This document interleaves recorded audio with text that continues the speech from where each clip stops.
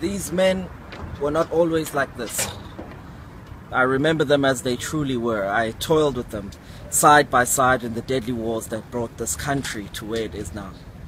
Liberation was all they wanted back then, for their mothers, for their fathers, for their sons, and for their daughters, for the entire country to be free.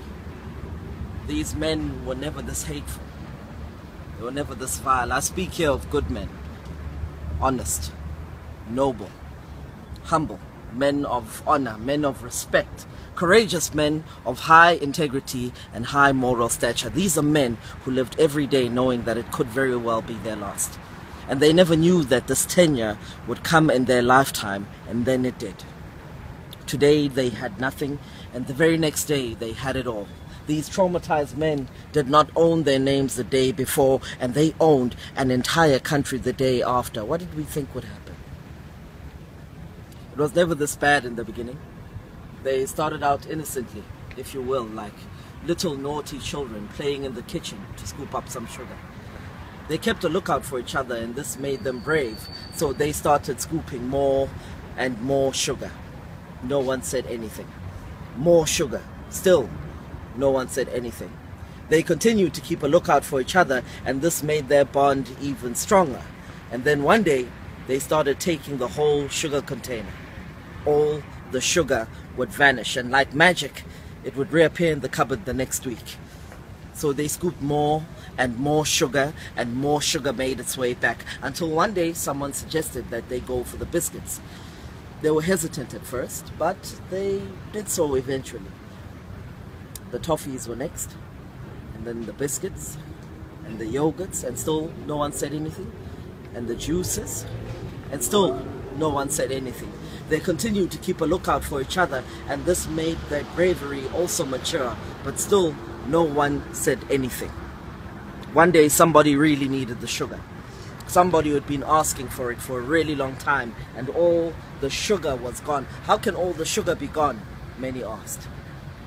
When the sugar returned, the greedy children would not give it to the people who needed it. They had developed a deep love for sugar, a deep love for keeping it to themselves. They became greedy about the biscuits. They would kill anyone who touched their toffees. Leave their ice creams alone if you wish to live. These juices, chocolates, and yogurts are theirs and theirs alone. What happened to those naughty little children, you may ask? Well, the game became too much fun for them. And by the time someone had the bravery to say something, the naughty little children had all grown up. Their bond was now fierce. Their bravery was that of immeasurable magnitude. They became blatant about their squander. They weren't stealing anymore. They simply began to take. They became gluttonous. More and more people started asking for the sugar, but the greed of the bond would not allow them to give up the surplus to those who needed it.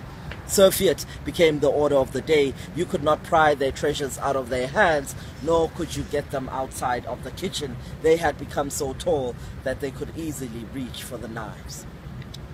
What was to happen to those that needed the sugar? Where would they get it? Well, they would need to promise something to the people in the kitchen. The sugar was for anyone who was willing to join the bond and who was willing to keep a lookout. More and more people on the outside started getting hungrier and hungrier, and they started throwing stones through the windows. This was the perfect time for security upgrades to be made. People were paid in sugar to build high walls. Some received biscuits for their efforts.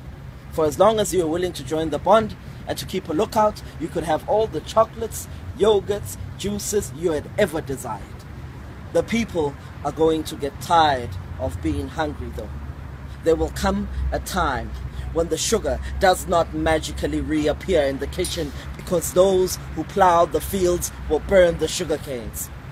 Those whose dough makes the biscuit will stay far away from the ovens.